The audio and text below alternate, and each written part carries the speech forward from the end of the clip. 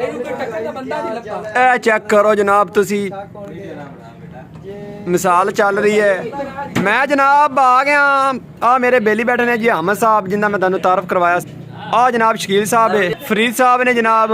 ਉਹ ਬੈਠਾ ਜੀ ਹਾਜੀ, ਚੈੱਕ ਕਰੋ। ਇਹਨਾਂ ਬੰਦਿਆਂ ਨੂੰ ਮੈਂ ਆਖਿਆ ਜਨਾਬ ਤੁਸੀਂ ਮੈਨੂੰ ਆ ਕੇ ਲੈ ਜਾਓ, ਇਹ ਮੈਨੂੰ ਲਵਣ ਨਹੀਂ ਆਏ। ਮੈਂ ਫਿਰ ਕੱਲਾ ਬੰਦਾ ਪੈਦਲ ਆਇਆ, ਠੀਕ ਹੈ। ਇਹ ਮੈਨੂੰ ਲਵਣ ਨਹੀਂ ਆਏ। ਮੈਂ ਉਹਨਾਂ ਨੂੰ ਕਾਲ ਕੀਤੀ, ਉਂਝੇ ਆਂਦੇ ਨੇ ਸਾਡੇ ਕੋਲ ਗੱਡੀ, ਮੇਰੀ ਗੱਡੀ ਖਲੋਤੀ ਹੁੰਦੀ ਤੇ ਮੈਂ ਉਹਨਾਂ ਨੂੰ ਲੈ ਜਾਵਾਂ ਗੱਡੀ ਤੇ। ਇਹ ਮੈਨੂੰ ਲਵਣ ਨਹੀਂ ਆਏ, ਚੈੱਕ ਕਰ ਲਓ ਤੁਸੀਂ। ਆ ਜਨਾਬ ਮੈਂ ਬੈਠਾ, ਵੇਖ ਲਓ ਤੁਹਾਡੇ ਸਾਹਮਣੇ ਪਹੁੰਚਿਆ ਖੈਰ ਇਸਲਾਮ ਤੇ ਰੋਜ਼ਾ ਹੈਗਾ ਸੀ। ਪੈਦਲ ਆਇਆ 1.5 ਕਿਲੋਮੀਟਰ ਸਫ਼ਰ ਕਰਕੇ, ਠੀਕ ਹੈ।